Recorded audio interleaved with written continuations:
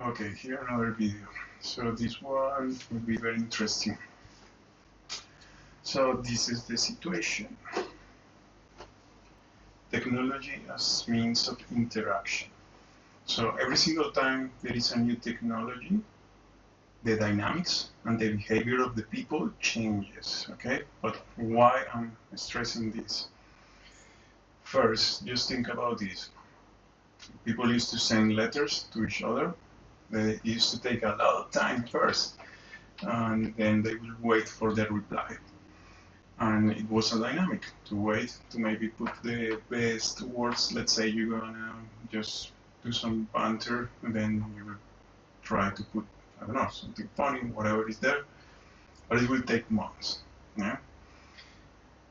When radio came, the telephone, the mobile phone, things start to become quicker. And this is not equal to saying texting. Texting, yeah, is simple another medium because you have to read. It's not like the letters that take months, it's automatically. But regardless of the medium of communication in history, there has been always one factor between all the factors that exist in between communication. You will always have privacy, and I mean cognitive privacy. So, through thousands of years, humans always have cognitive privacy. Yeah? It means that every time I send a message, no one knows what I'm thinking. Yeah? I have explained in other videos what had happened to me, but it feels that they can technically hijack my whole nervous system. So then it means that they are also messing up with the dynamics, behavior, customs, and everything that relates simply with the cognition of humans, but most important, the dynamics and how humans relate to each other, making inconsistent human social cohesion around the world. Then, if this is used as a weapon as well, then it's used as a weapon of domination, intimidation, communication. And whoever has done this to me also means that they do it for political purposes. So it means that they try to use me to create a terrorist attack or a violent, indiscriminate attack. But it simply didn't happen because at my core I have consciousness. And consciousness is not something that you are born with. Consciousness developed through time in which you have exposure to many things, and all consciousness are not equal. The bigger your language, the more you can read, the more you can read the subtitles, the more you can read the symbols, the more language you will have, and you experience the reality differently. Just think about going inside the pyramids in Egypt and being able to read every single thing, every single symbol, then means that you will be able to interpret what is there, whilst other persons will see just um, well, the Egyptian hieroglyphics or something like that. Yeah, they will see them in just as cool symbols with mysterious meaning, and they won't be able to read them. But someone there could imagine what had happened in the past, what the names make reference of, etc. So then the interpretation of reality is related with your language. And this communication, this kind of communication limits your language, but not only limits their language. If you use a kind of naked mean of communication with other people, then it will restrain your behavior. This is something called side dispositives. Yeah, this is coming from Foucault, that is very hated by conservative philosophers in mainly UK, and this is because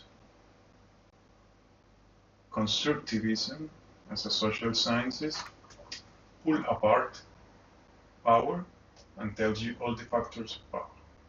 Yeah? Once you have all the factors of power, because you pull them apart, you are able to see the whole picture, to know what's going on, and to modify it eventually.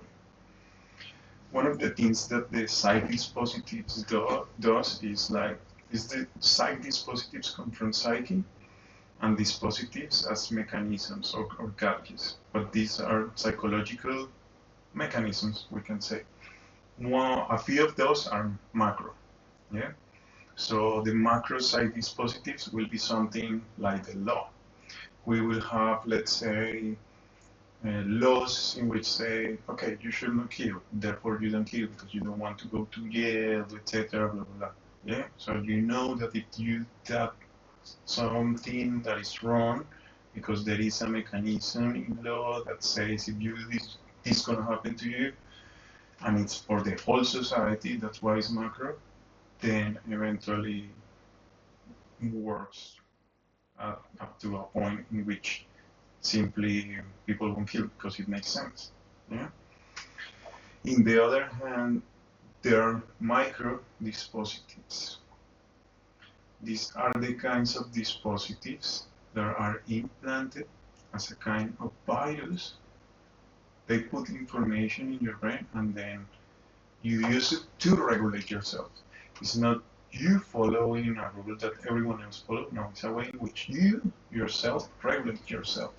And this is pure power, because the power at its maximum expression works in ways that you don't know, but you might think that it's yourself doing the right thing for yourself. Yeah. So let's say one of these mechanisms will be something like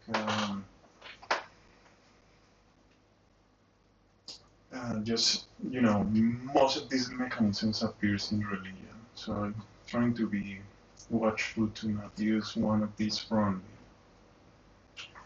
But one of these mechanisms can be used as, let's say,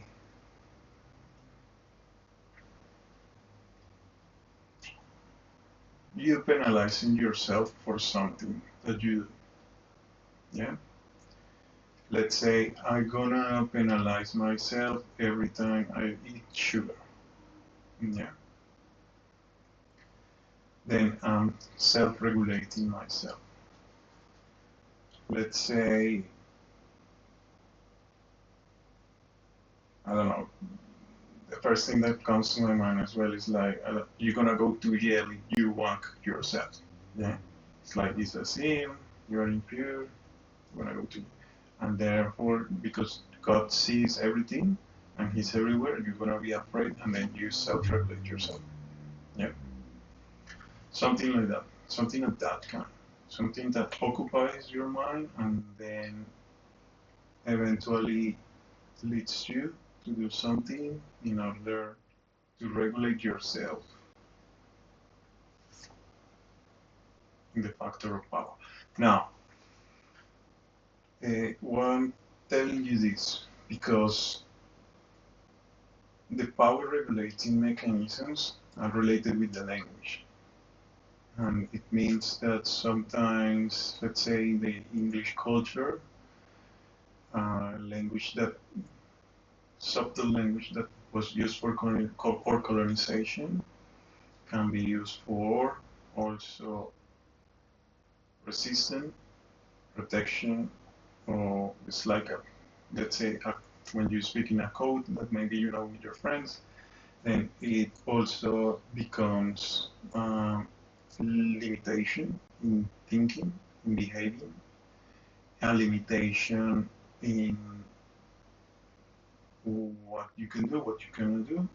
Yeah, a approval seeking mechanism.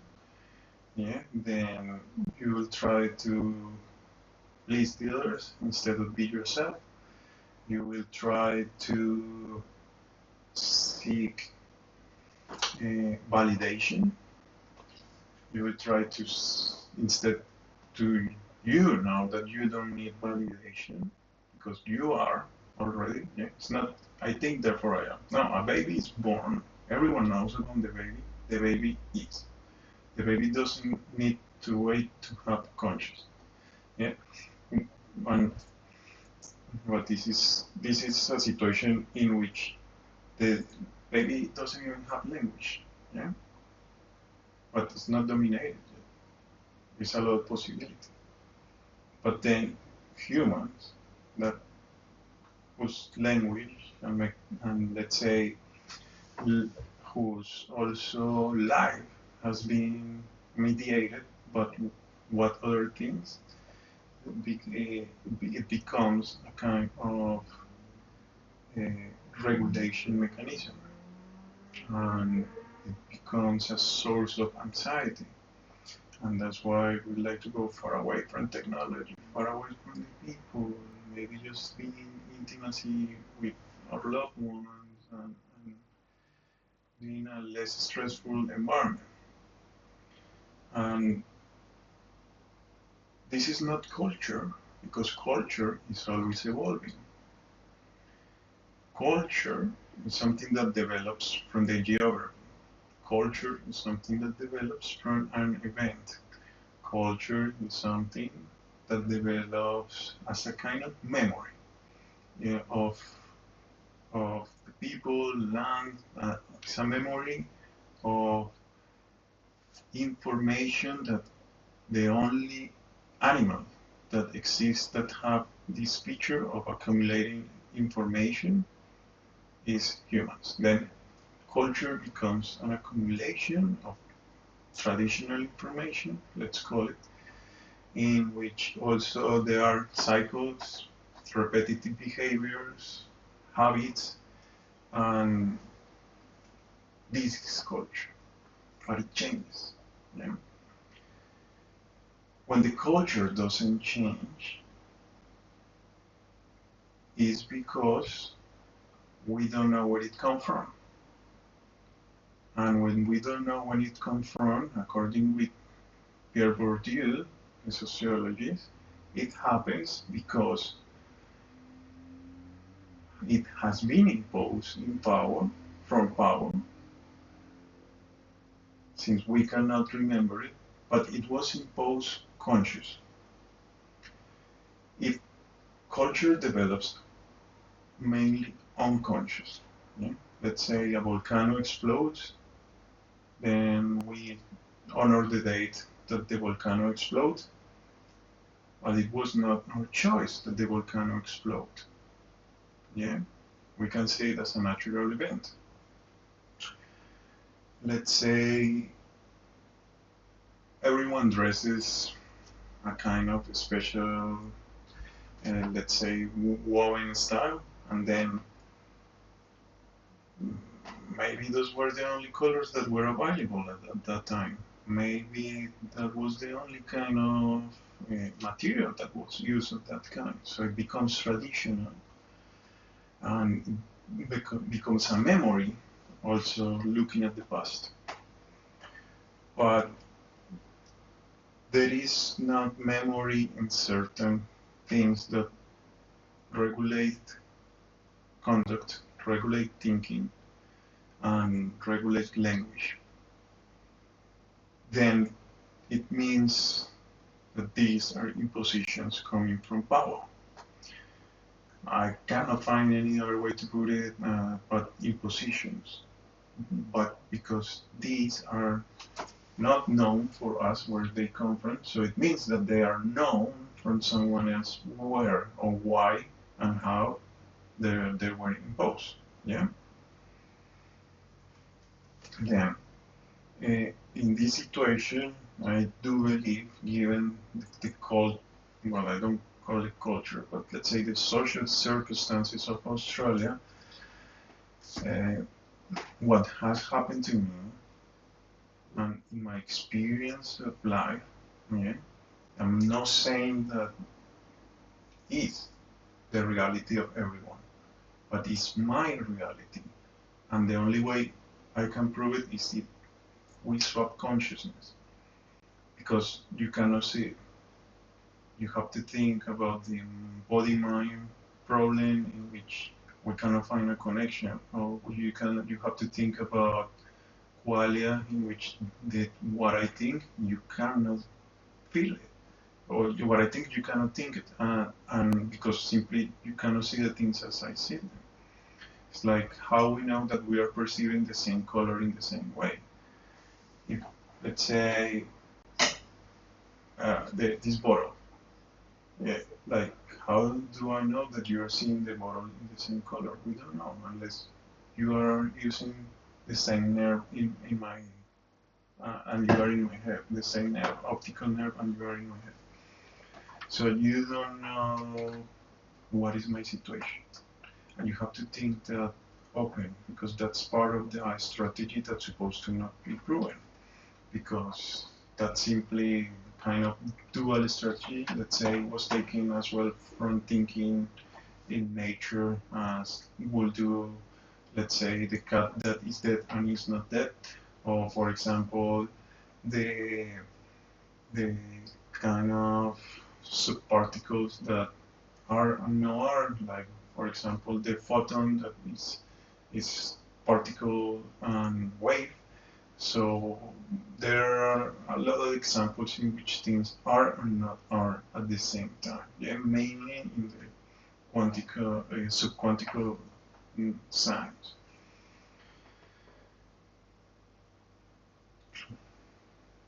Midway truths, or let's say semi-lies, are one way to say that. Yeah. But there are many ways in which duality happens. Yeah.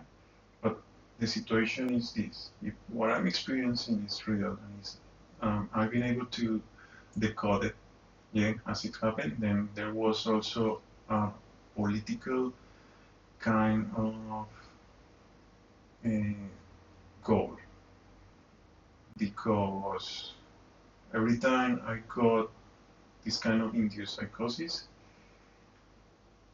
in my feed will appear things like the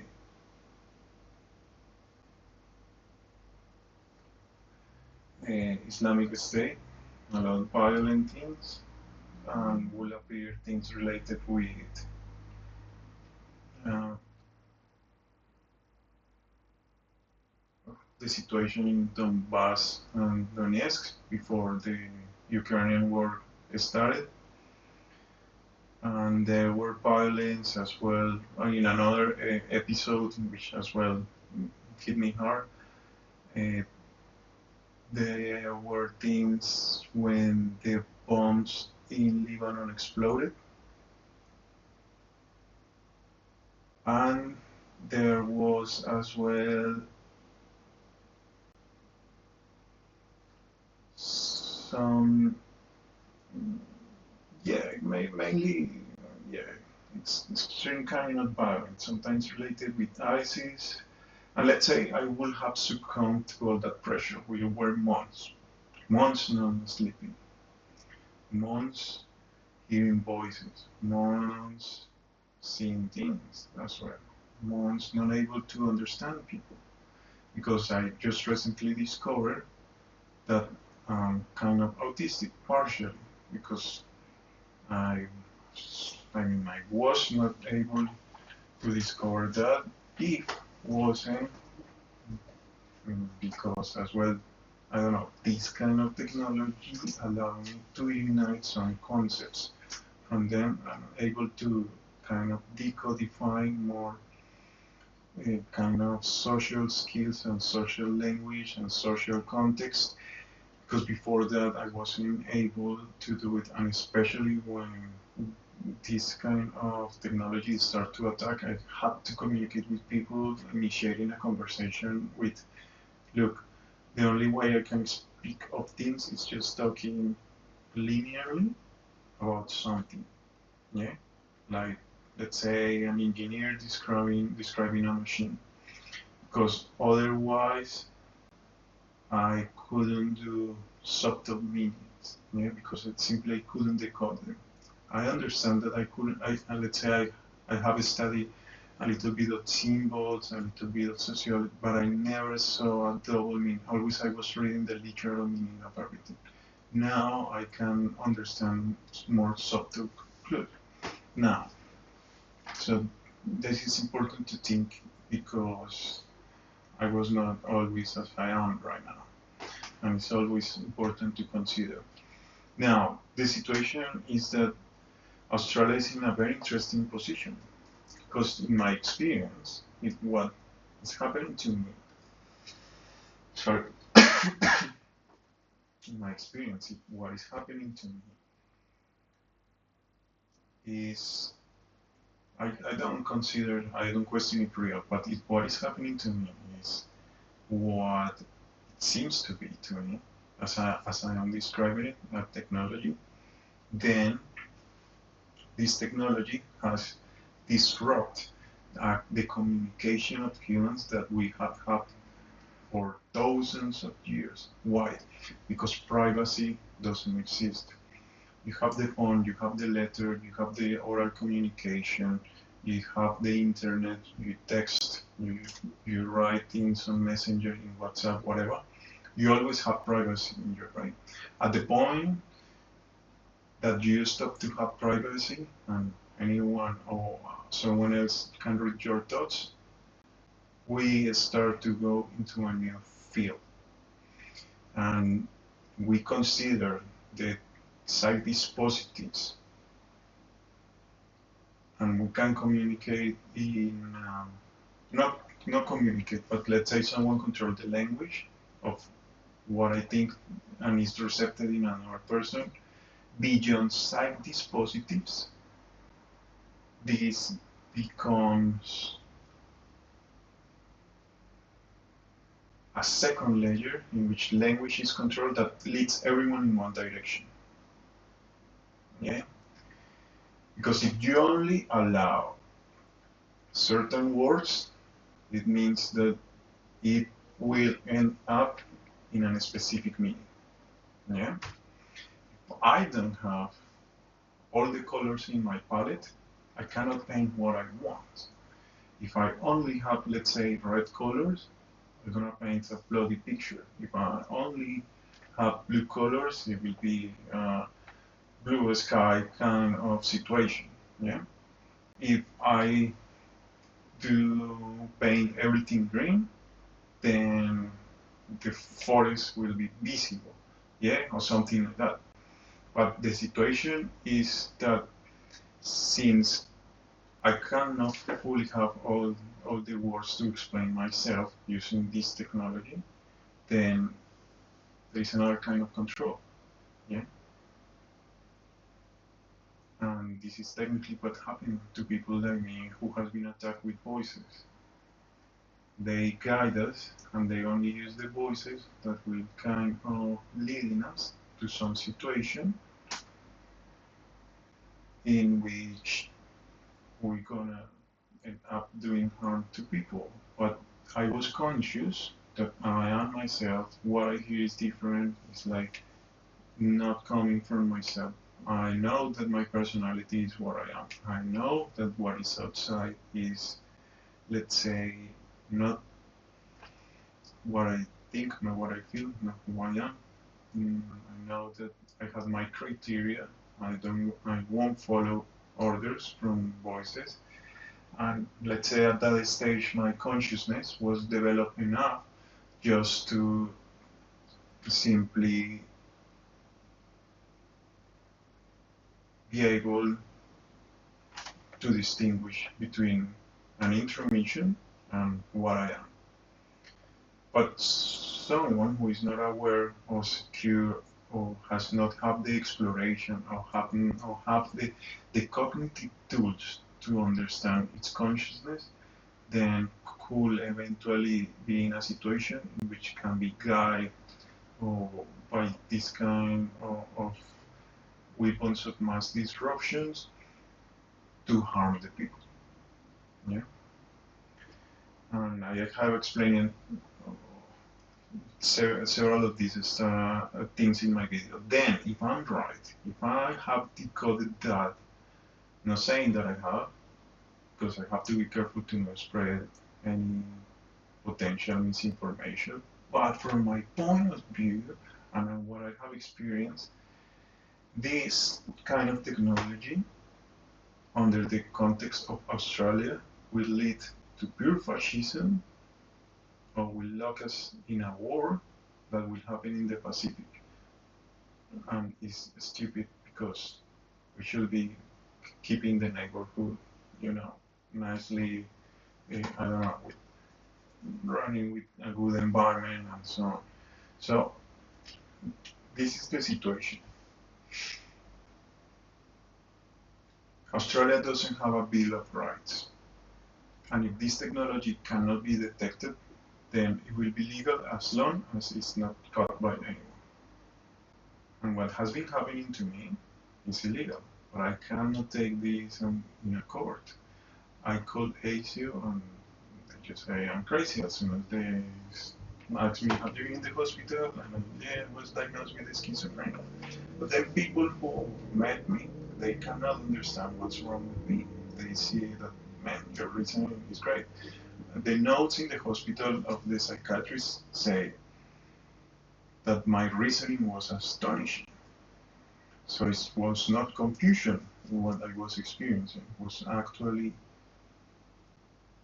perfect understanding that that was technology.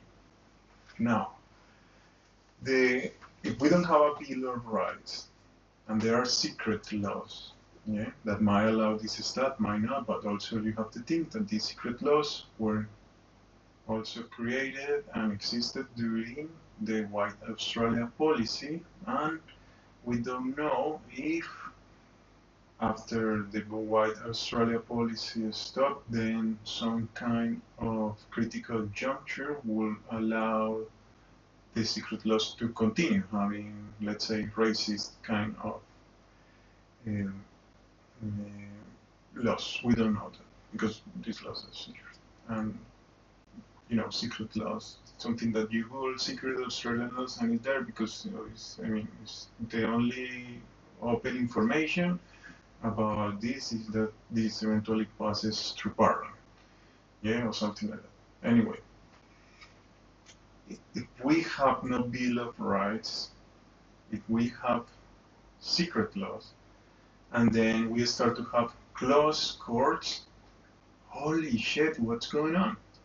It is when everyone should be like kind of concerned. What's going on? Are we preparing for something? Or so there is like a situation that might develop that we should worry about because with this technology, technically, what stop whoever is actioning this to simply micromanaging society, beaming and stimulating brains. Now, there is no Bill of Rights. There are secret laws. The courts are also becoming closed courts, which traditionally have been open. Also, criminalizing the whistleblowers' actions and creating new whistleblowers' laws. The conditions in which let's say whistleblowing can happen are technically harsh, virtually inefficient, because it becomes illegal if you receive certain information as a journalist. It becomes illegal if someone who, let's say, see corruption or see that maybe people is, I don't know, in danger, etc., and just give that information to someone else, then that person also goes to jail. So it means that we are creating a society which is becoming super rigid, hyper rigid. means that we're not gonna have the privilege to see what people needs to know or is in their interest, but instead we are closing the loopholes in which the society can upgrade. And some of these loopholes in which, let's say, an event happened, there is a kind of news, everyone knows about it, then the scandals leads to a kind of solution, a group, whatever that is that, like a kind of a royal commission, etc. Then there is a study, and based on that, recommendations that change the policy, and then we have that solved. That is starting technically to disappear. Yeah. One of the most important things that makes the society running efficient, upgrading, is just closing down. It also means that then society will become more rigid. And in my experience, if I was targeted for not doing anything criminal, for not be anyone who is violent, because I cannot be blackmailed, because if I'm blackmailed, it will be with fake information because I'm happy to go to court. But I will never be taken to court because it will simply maybe a closed doors court, But that's the problem. Any attempt to take me to court will make the shit hit the fan. Yeah.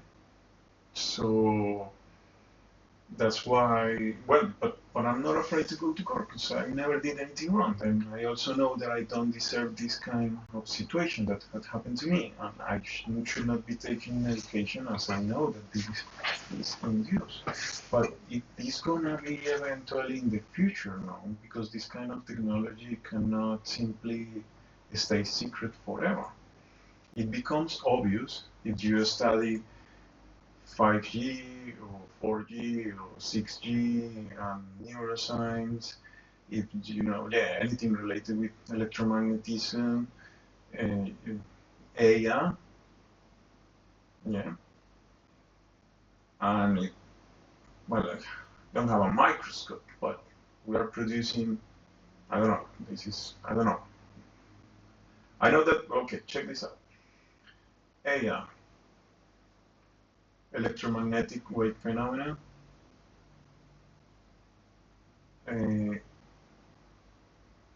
Neuroscience. With these three things, you will be able to already at least stimulate the brain. You sum up that we are creating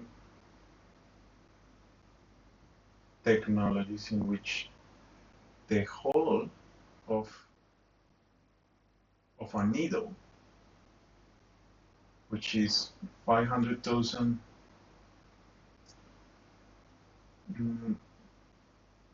nanometers, means that with the technology of 1 nanometer silica chips, we can have in the whole of a needle for a job, we will have just a lot of gates to do simply a lot of the different chips that can be done with that technology. It means we have 500,000 of gates in one silicon chip that will be of the size of a needle. Is this true? That's not true. I don't know. That's one of the conspiracies. But I came to understand a little bit more of this technology technically, and it could be sensible to think why it's so precise. It is, I mean, technically, yeah, there are ways in which you could be more precise retrieving data because, well, simply, let's say, uh, well, here is when people say, oh, but you might be crazy. Oh, but you might have schizophrenia. Oh, but yeah, you are talking about the 5G and the chips and whatever. Well, I have studied um, structure for a long time. Without knowing, I start to learn about propaganda, which is the same thing as advertisement, but not necessarily with political purpose, and also about cognitive behavior, in which you kind of try to notch the client in certain, let's say, usually if you're a company, you will try the client to do certain things, yeah? Maybe to produce data, to leave a review, maybe to buy a product, whatever. All that is very similar. So whoever is spreading misinformation mixes reality with misinformation. So this is why you can see videos in YouTube about superstition, no, like what's it called? This is why you could see in YouTube this kind of, let's say, conspiracies that became true. Yeah, you check the propaganda at that time, then you will see that it was as well mixed. So then, let's say, a kind of propaganda can be like,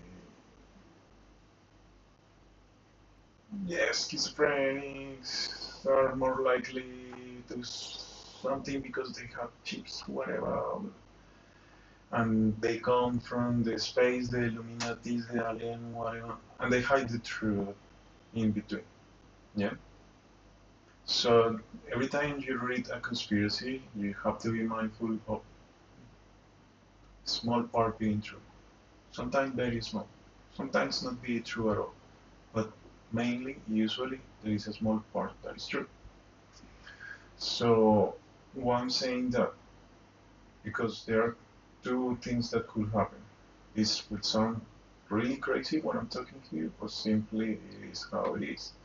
But the idea is not to panic society, the idea is to leave a record of this, which is simply what is happening to me, as also something that in the future can be used for better purposes. Yeah, as because these attacks doesn't stop, and this includes high-pitched sounds in the ears, pain, inflammation that comes and goes, muscles that also kind of move. There is a lot of stuff. Technically, your whole nervous system there is hijacked. So this technology, there is not. I mean, the situation that secret laws, there is no Bill of Rights, and there is already not too much protection for whistleblowers, and there is also close courts. One, not having protection for whistleblowers nationally will lead maybe whistleblowers to give this information to, well, whoever you call adversaries. Yeah, and also this is dangerous then for Australia. And then having close courts also, and I'm not, let's say I'm not including the technology in this equation, but this will lead to the erosion of trusting institutions and eventually the erosion of democracy. Then we have to think how to solve this. And the more people is thinking on this, the better. Yeah? Then if this is invisible, then the harm or the people who is harming or the attacker becomes invisible too. And the victims are people like me as well that hasn't done anything. People who wants to contribute to Australian society, people who wants to create culture, people who wants to collect the culture that is already here. Because one of the things that I notice is that Australians themselves do not know their own culture. Yeah, in many ways. And this is a normal phenomenon that happens to anyone living submerged in an habitat that always have been. But then it's important for social scientists, especially if you are not native, because you get difference. These things easier. And then this is information also that somehow helps the society to explain the society itself. Why is this important? Because many Australians live in anxiety and confusion. And these people can have everything that is material, but sometimes things doesn't make sense and meaning is lost. And with AI, one of the situations that will happen in the future with automatization, etc., is the lack of meaning. And this is starting to happen. And as the other things that I talked before about, we have to question also very, very hard. What is humanity?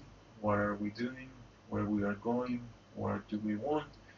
Because we're gonna have robots that are gonna be overproductive with AI that's gonna be super intelligent, and then no human will beat in intelligence or maybe a skill to any AI. Being AI more, let's say, economic-wise efficient than a brain, it is likely that the economy will devalue the brain, then devalue humans, and making humans kind of not just irrelevant, but of lesser nature and value, just because AI is more economic-wise efficient. And if you are someone who has a lot of money, power, then can get enhancement, and people who doesn't have too much power, etc., instead of enhancements, get, I don't know, fake illness produced as this technology does, then humans will become simply consumers. Yeah, and there will be more illnesses, more weird illnesses, and maybe people even starts to live less. It's possible. It's possible because it's always good simply to create sick people to run the economy. So it's something that we have to ask, because if we don't place the human in the center of the system, instead growing the GDP, we're gonna be done. That's it. Okay. That was the report for today, and I see you next time.